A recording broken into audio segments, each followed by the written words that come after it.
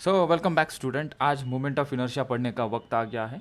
समझते हैं moment of inertia क्या होता है, डिस्क्रीट कंटिन्यूस बॉडी के लिए क्या होता है।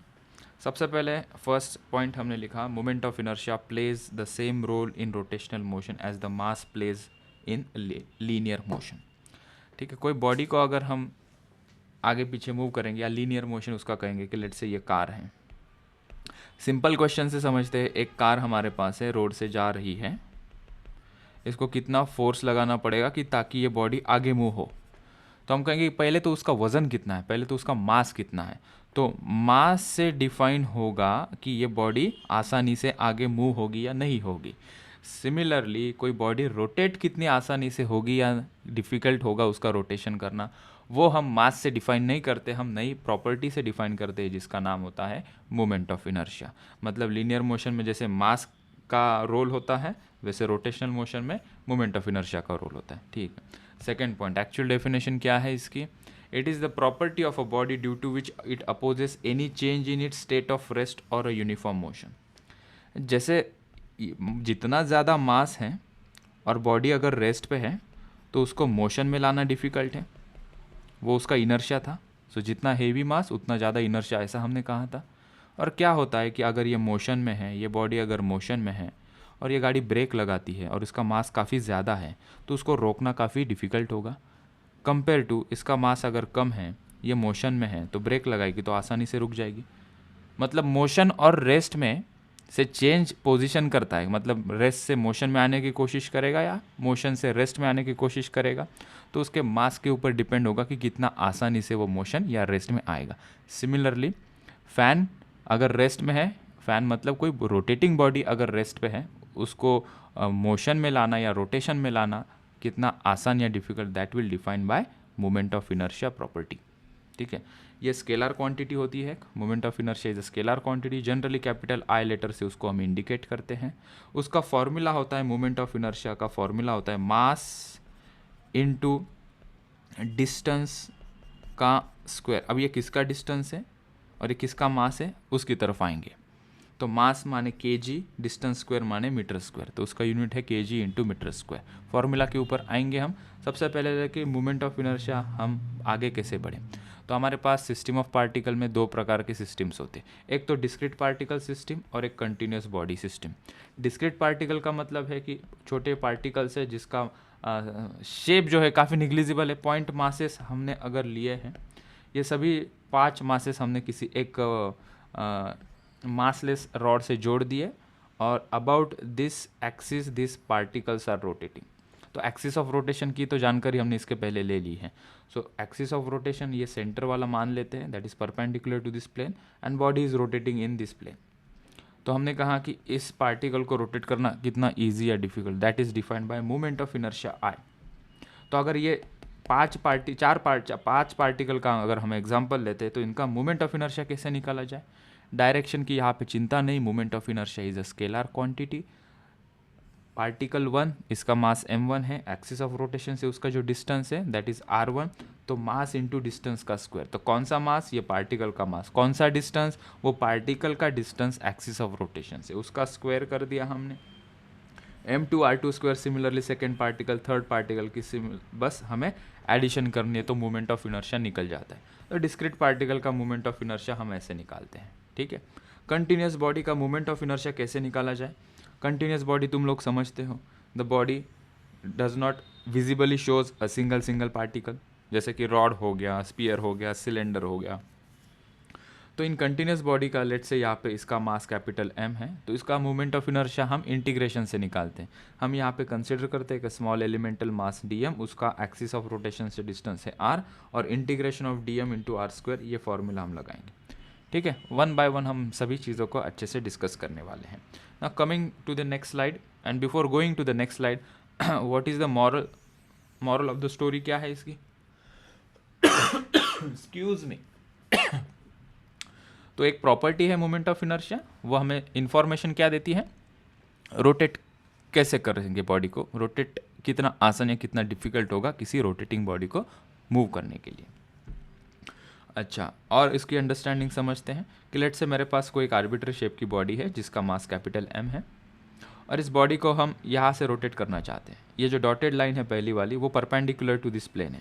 मतलब ये बॉडी अगर एक्स वाई प्लेन में है तो उसको छेद गिरा के मैंने एक एक्सिस बनाया, that is in the Z axis. तो जेड एक्सिस के अलॉन्ग मैंने छेद गिराया और ये ऐसे रोटेट हो गया अभी इधर से। So if I rotate this body about this axis 1 and if try to rotate this body about axis 2 or I try to rotate this body about axis 3, तीनों में डिफरेंट काइंड ऑफ रोटेशन मिलेगा। तो हमारा question ऐसा रहेगा आगे चल के कि about which axis the body is rotating faster और about which axis the rotation of the body is faster. तो हमें पहले देखना पड़ेगा कौन से एक्सिस के अबाउट मोमेंट ऑफ इनर्शिया कितना है। तो समझते हैं कि मूवमेंट ऑफ इनर्शिया ज़्यादा होने से रोटेशन ज़्यादा होता है या मूवमेंट ऑफ इनर्शिया कम होने से रोटेशन ज़्यादा होता है। मतलब मूवमेंट ऑफ इनर्शिया और रोटेशन का रिलेशन डायरेक्ट है या इनवर्स है, वो तलाशते हैं। तो हमें जैसे कि पता है कि लीनियर मोशन में force is equals to M, ये फॉर्मूला चलता है जब मास कांस्टेंट हो।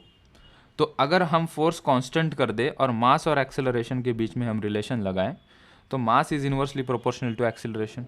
इससे क्या सेंस बनता है, कोई बॉडी का मास अगर ज़्यादा है तो उसको मूव करना डिफ़िकल्ट है, तो उसको मूव करना डिफ़िकल्ट है मतलब उसका एक्सेलरेशन स्लो है। मास वैसे कम है, उल्टा कॉन्ट्राडिक्टरी और वाइस वर्सा, तो एक्सेलरेशन उसका ज़्यादा हो जाएगा। हमने कहा ठीक है, तो मास और एक्सेलरेशन का रिलेशन आ गया, मतलब मास और मोशन का रिलेशन आ गया। वैसे ही मोमेंट ऑफ इनर्शिया और रोटेशन का रिलेशन बताओ ना सर। तो हमने कहा कि रोटेशनल मोशन में ये फॉर्मूला चलता है, torque is equals to I into alpha. जैसे लीनियर मोशन में हम फोर्स की बात करते हैं वैसे रोटेशनल मोशन में हम टॉर्क की बात करते हैं। लीनियर मोशन में हम मास की बात करते हैं, वैसे एंगुलर मोशन में या रोटेशनल मोशन में हम मोमेंट ऑफ इनर्शिया की बात करते हैं। एक्सेलरेशन की बात करते हैं तो यहाँ पे एंगुलर एक्सेलरेशन की बात करते हैं। जी हाँ, टॉर्क का फॉर्मूला फोर्स इंटू डिस्प्लेसमेंट ये भी होता है, लेकिन हम इसकी स्टडी करने वाले हैं यहाँ पे। ठीक है, ये कब आएगा और ये कब यूज़ करना है वो बात की बात आएगी।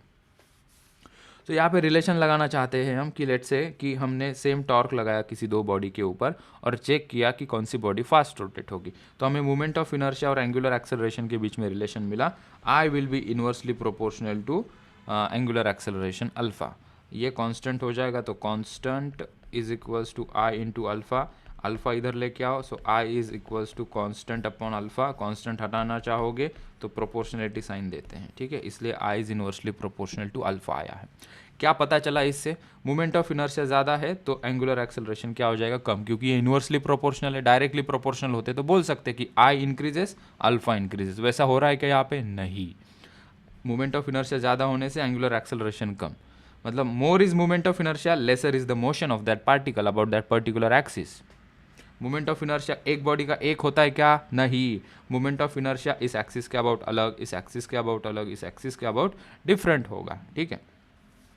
तो ऐसा मान लो कि यहाँ पे हमने कंसिडर किया कि अगर moment of inertia about first axis is greater compare to second and the third, so can we say that as we know moment of inertia will be inversely proportional or is inversely proportional to acceleration, angular acceleration। तो अगर moment of inertia first axis के about काफ़ी ज़्यादा है तो इस axis के about rotation slow होगा, इसके अबाउट मीडियम होगा और इसके अबाउट फास्ट होगा, क्योंकि मोमेंट ऑफ इनर्शिया जितना कम उतना रोटेशन फास्टर। इसलिए हमने ये ऑर्डर में अगर मोमेंट ऑफ इनर्शिया लिखा तो उसके रिवर्स ऑर्डर में उसका एंगुलर एक्सेलरेशन होगा। सो नोट भी हमने नीचे लिख ली है। क्या नोट लिखी है, more is the moment of inertia about an axis, lesser will be the rotation about that axis. ज़्यादा moment of inertia a axis के अबाउट होगा तो इस एक्सिस के अबाउट अगर मोमेंट ऑफ इनर्शिया ज़्यादा है तो अल्फा इस एक्सिस के अबाउट कम होगा, ठीक है। और भी गहराई में इसके जाना है, ये तो ऊपर ऊपर का देख रहे थे हम ये चीज़ें। और एक एग्जांपल समझ लो बच्चों, यहाँ पे फ़ैन दिया है और यहाँ पे दूसरा छोटू सा फ़ैन है। दो एग्जांपल लेंगे हम, ये डांसिंग स्टार्स का, मतलब ये जो है वो। सो फ़ैन जिसका मास है 2 kg, ये जो छोटू सा फ़ैन है उसका मास भी 2 kg है।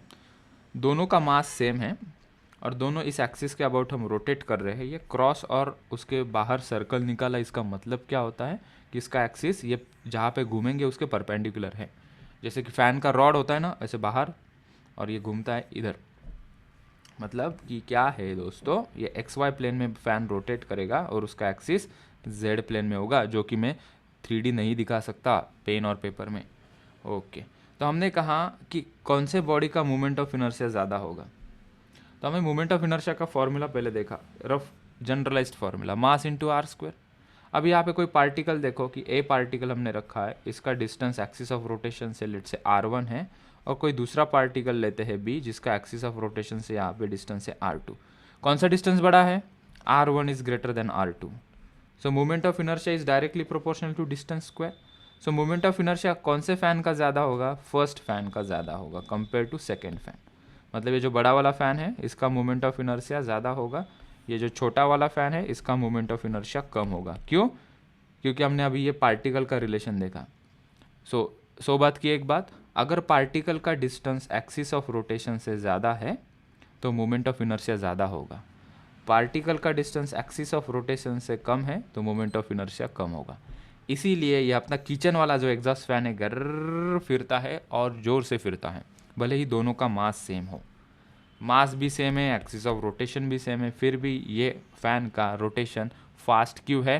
तो एक ही सिंपल उसका एक्सप्लेनेशन है कि इसके जो पार्टिकल है एक्सिस ऑफ रोटेशन से नज़दीक नज़दीक है, इसके पार्टिकल लंबे लंबे फैले हुए हैं। सो इसका मोमेंट ऑफ इनर्शिया ज़्यादा तो इसका रोटेशन कम हो जाएगा। तो एग्जॉस्ट फैन जो है हमारा किचन का वो फास्ट घूमेगा। और एक एग्जांपल से समझो, ये जो दो पर्सन्स है उनका रोटेशन अगर हम देखते हैं तो स्टार्टिंग में ये स्केच से ठीक से समझ में आएगा कि कोई पर्सन है जो रोटेट कर रहा है। लेट्स से कि चेयर के ऊपर बैठ के उसका दोस्त उसको घुमा रहा है, so it is rotating like this. उसके हाथ को ऑब्जर्व करो, his hands are outward stretched.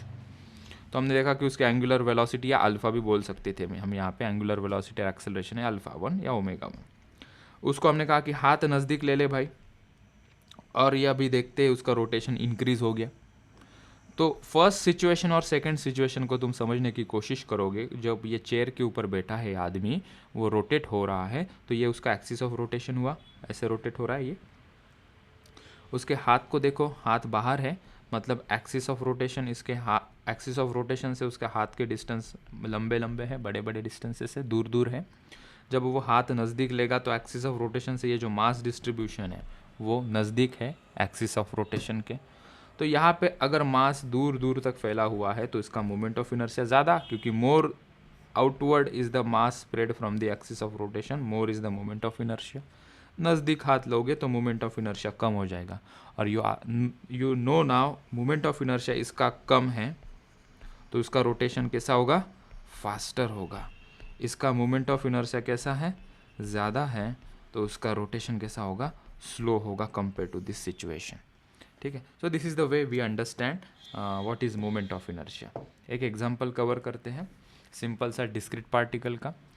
इस एग्जांपल में मैंने 4 पॉइंट मासेस लिए हैं, 2 kg, 3 kg, 4 kg and 5 kg। और ये पर्टिकुलर एक्सिस के अबाउट ये 4-5 मासेस रोटेट हो रहे, 4 मासेस रोटेट हो रहे, और इन सभी का एक्सिस ऑफ रोटेशन से डिस्टेंस इक्वल है 2 मीटर का। हमें कहा कि ये सिस्टम का मोमेंट ऑफ इनर्शिया निकालो। Moment of inertia scalar quantity है, तो इंडिविजुअल पार्टिकल का mass into distance square, mass into distance square, mass into distance square and mass into distance square, ये यहाँ पे हमने किया।